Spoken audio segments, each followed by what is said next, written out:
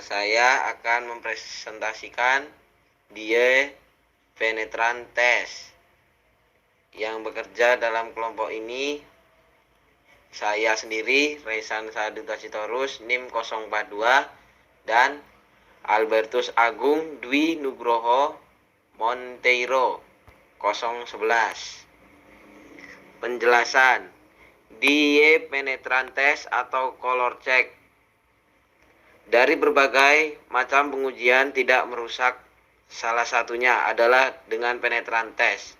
Cara pengujian yang tanpa menggunakan alat bantu elektronik ataupun semacamnya, namun menggunakan media chemical penetran dan developer. Prinsip kerja penetran test adalah memanfaatkan metode sifat kapilaritas cairan. Apabila terdapat celah kecil, apabila diberi cairan, maka celah tersebut akan menyedot cairan sehingga celah tersebut akan berisi cairan. Dengan memanfaatkan cairan inilah penetran test sebagai metode pengujian dilakukan. Jenis pemeriksaan penetran fluorescent, yaitu pengujian penetran test yang dilakukan dengan bantuan sinar ultraviolet. Cairan ini mengandung zat warna yang akan berfluorescensi bila disinari dengan sinar ultraviolet. Sama halnya dengan fosfor, apabila kena cahaya maka bersinar atau menimbulkan cahaya yang akan menunjukkan letak-letak material.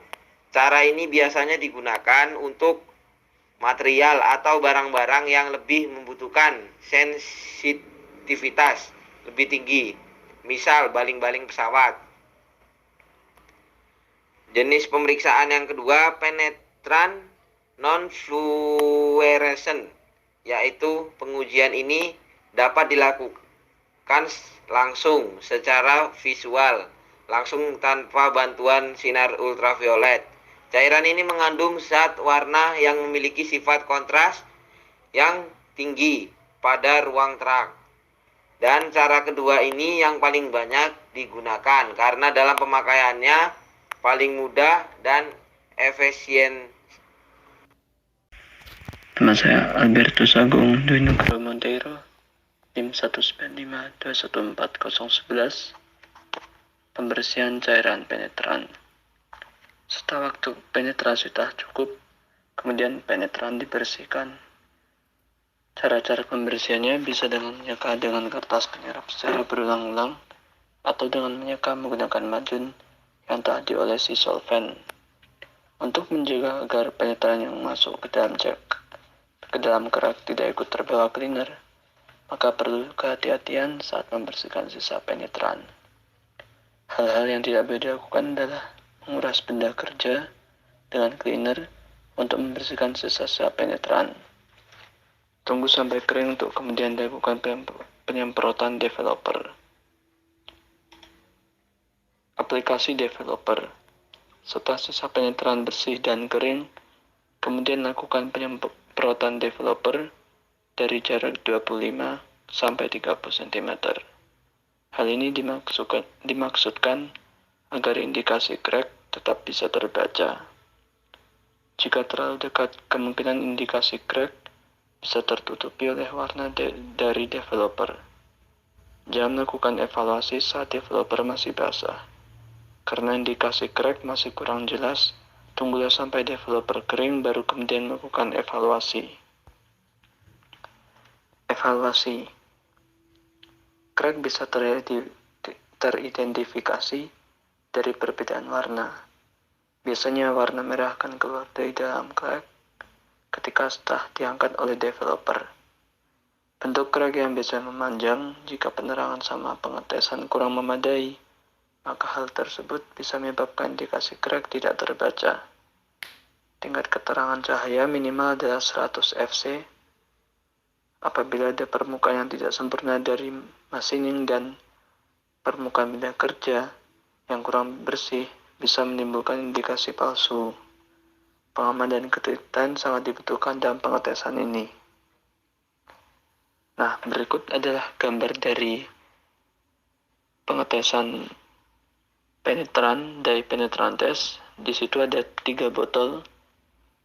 Botol yang biru adalah botol pembersih, digunakan di saat awal, saat kerak terisi dengan kotoran-kotoran, lalu dibersihkan menggunakan botol yang biru tersebut. Lalu dioleskan lagi oleh cairan penetran berwarna merah, yang kemudian setelah disemprotkan cairan berwarna merah, dioleskan lagi oleh cairan developer, lalu kemudian dibersihkan lagi dengan air. Lalu akan terjadi tunjukan bahwa ada patahan-patahan dalam suatu material atau crack indication. Untuk lebih jelasnya, mari kita simak video berikut ini, teman-teman.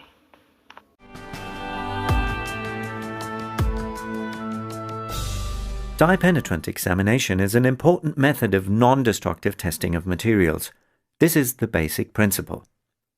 Often the surface of a workpiece is covered with rust or paint, which masks the material defects, as shown in the sectional view. Therefore, the first step is always the pre-cleaning of the test piece surface. This must be done very thoroughly so that any defects present, here it is a crack, are open to the surface.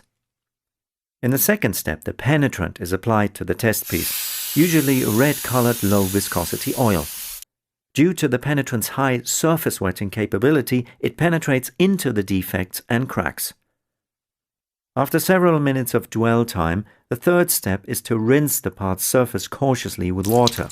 The water removes the penetrant completely from the surface, but leaves it in the crack.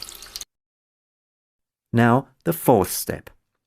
After drying the test piece, a developer is applied onto the surface. The developer is a fine-grained white powder suspended in a liquid.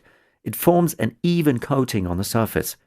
After drying, it draws penetrant from the crack out onto the surface. The location of the crack is indicated clearly on the surface. And this is how it is carried out in practice. We wish to inspect 2 samples, a segment of a worm gear shaft and a broken bicycle crank arm. Both test pieces have already been cleaned. First in line is the worm gear shaft.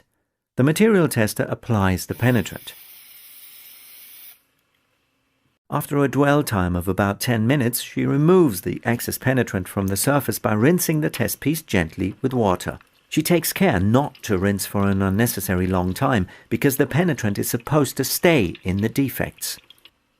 Now she dries the surface of the sample with a cloth to absorb the excess water.